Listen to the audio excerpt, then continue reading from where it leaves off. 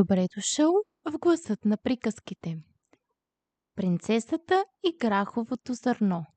Приказка от Ханс Кристиан Андерсен.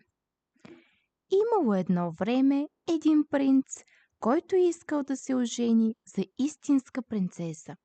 Обиколил целия свят, за да я намери, но навсякъде имало нещо нередно. Принцеси имало много, но дали били истински, това било трудно да се разбере. Все нещо им липсвало. И така той се върнал у дома много натъжен, защото искал истинска принцеса.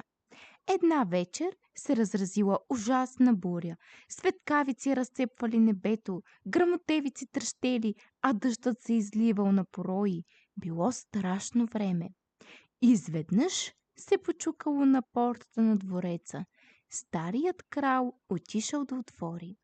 Пред вратата стояло момиче. Било вир вода. Дъждът се стичал от косата й, дрехите й, обувките й били пълни с вода, но тя казала, че е истинска принцеса. Това ще проверим, помислила си старата кралица, но нищо не казала. Тя влязла в спалнята, сложила едно грахово зърно на дъното на леглото и отгоре наредила 20 дюшека, а върху тях още 20 пухени завивки. Там трябвало да спи принцесата. На сутринта я попитали как е спала.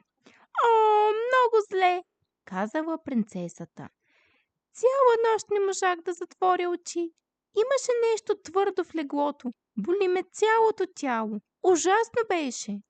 Тогава всички разбрали, че тя е истинска принцеса, защото е усетила граховото зърно през 20 дюшека и 20 пухени завивки.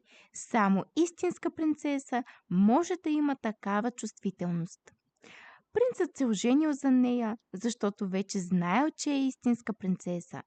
А граховото зърно било сложено в музея, където може да се види и до днес, ако никой не го е откраднал.